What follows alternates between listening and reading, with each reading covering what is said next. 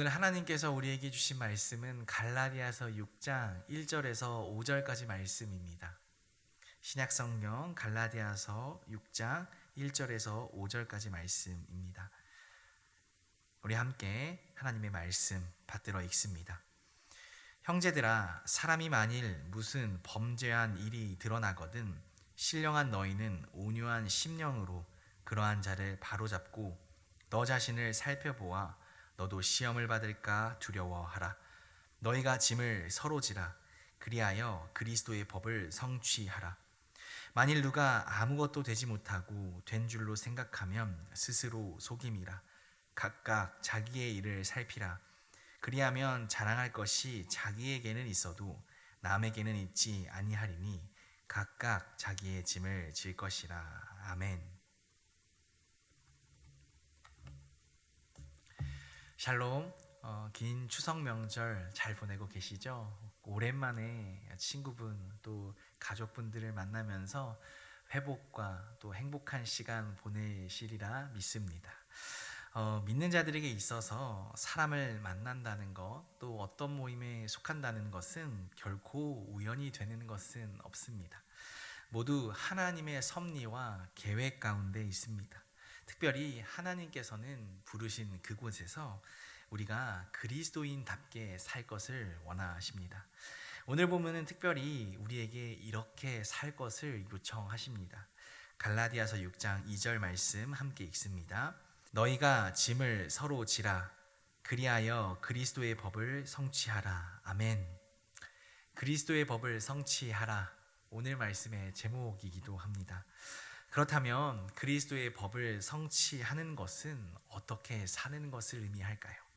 그리고 또 한 가지 연이어 생기는 질문은 어떻게 해야 그리스도의 법을 성취하며 살 수 있을까요? 오늘 말씀을 통해서 이 말씀의 의미를 깨닫고 이 말씀의 능력이 우리에게, 특별히 우리가 속한 공동체 가운데 하나님의 능력이 임하는 시간이 되길 바랍니다. 하나님의 감동으로 신약 성경의 많은 부분을 써내려간 사도 바울은 어느 곳에 가던 교회를 세우던 사람이었습니다.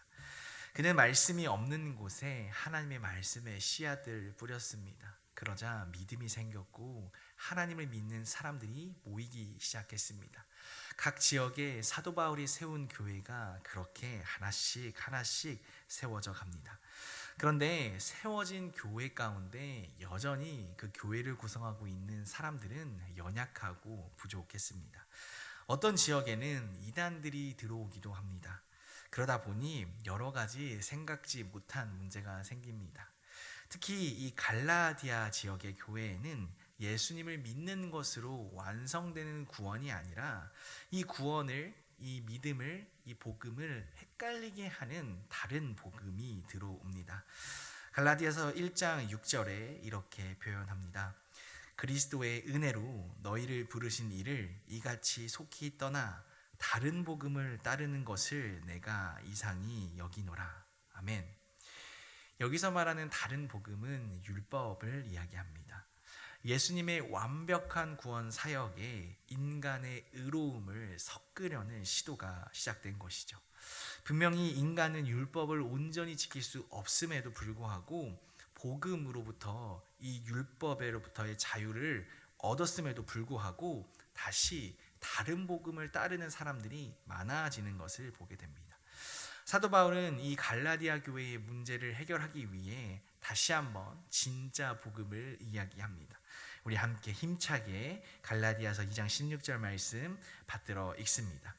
사람이 의롭게 되는 것은 율법의 행위로 말미암음이 아니요 오직 예수 그리스도를 믿음으로 말미암는 줄 알므로 우리도 그리스도 예수를 믿나니 이는 우리가 율법의 행위로서가 아니고 그리스도를 믿음으로써 의롭다함을 얻으려 함이라. 율법의 행위로서는 의롭다함을 얻을 육체가 없느니라. 아멘. 이 말씀이 당시 갈라디아 교인들에게 뿐만 아니라 오늘 우리에게도 우리를 살리는 기쁜 소식, 복음인 줄 믿습니다. 아멘. 바울은 이러한 복음의 진리를 구원뿐만 아니라 이 믿음을 가진 사람들의 모임에도 적용하기 시작합니다. 쉽게 이야기하면 믿는 자들이 모인 이 교회라는 공동체에서 어떻게 살아갈 것인가 라는 삶의 실천에 대한 부분이었습니다.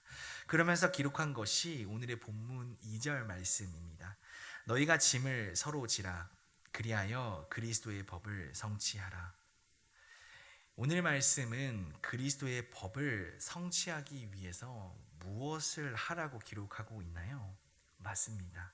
짐을 서로 지라고 합니다. 자기 짐을 남에게 주는 것도 아니고요. 남이 가지고 있는 짐을 그대로 두고 보라는 것도 아닙니다. 바울은 분명하게 남의 짐을 서로 지어주라고 이야기합니다. 그렇다면 우리는 어떨 때 남의 짐을 지어주는 인생으로 살 수 있을까요? 답은 간단한데요. 바로 사랑입니다. 우리는 그 사람을 사랑할 때 그 사람의 짐을 지어주게 됩니다. 5장에 이렇게 나와 있습니다. 5장 6절 말씀입니다. 그리스도 예수 안에서는 할례나 무할례나 효력이 없으되 사랑으로서 역사하는 믿음뿐이니라. 아멘. 그렇습니다. 복음을 믿는 믿음은 삶을 통해 어떻게 나타난다고요? 사랑으로 나타나게 됩니다. 믿음은 하나님을 사랑하게 하고 이웃을 사랑하는 삶으로 변화시킵니다.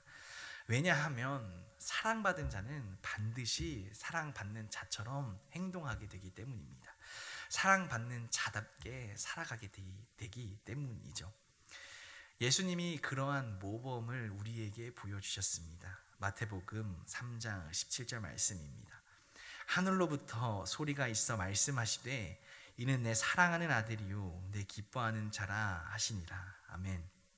예수님은 하나님의 사랑을 받은 아들답게 이 땅에서 살아가셨습니다.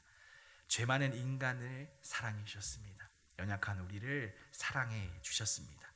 율법을 지켜서 의를 이루지 못하는 인간에게 사랑을 주셔서 구원해 주셨습니다. 우리도 예수님을 사랑에 응답하다 보면, 예수님의 사랑을 받다 보면 어떻게 될까요?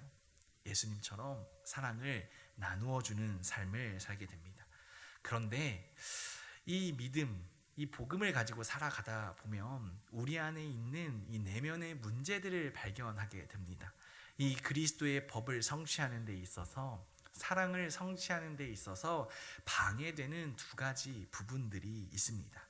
갈라디아서 6장 3절과 4절에 이렇게 기록되어 있습니다. 만일 누가 아무것도 되지 못하고 된 줄로 생각하면 스스로 속임이라. 각각 자기의 일을 살피라.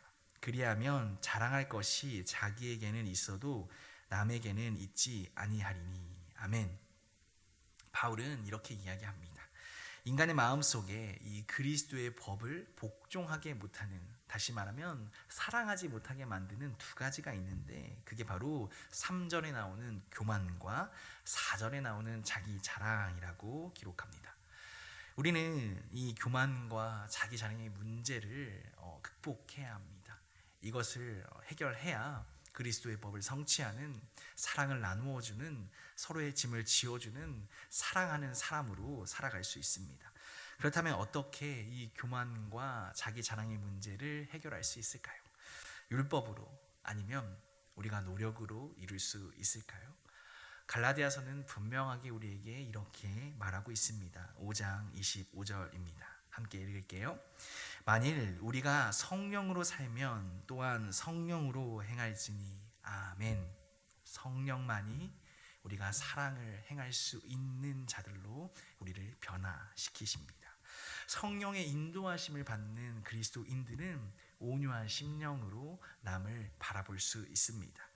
우리는 다양한 삶의 현장에서 살아갑니다. 그 가운데 우리의 연약함과 부족함이 분명히 있습니다. 때로는 교만과 자기 자랑이 그 공동체 가운데 사랑을 이루지 못할 때가 있습니다. 그럴 때마다 이 말씀을 기억하시기 바랍니다. 우리의 능력이 아니라 성령의 능력으로 예수 그리스도의 법을 성취하는, 사랑을 나누어주는 삶을 살길 진심으로 기도드립니다.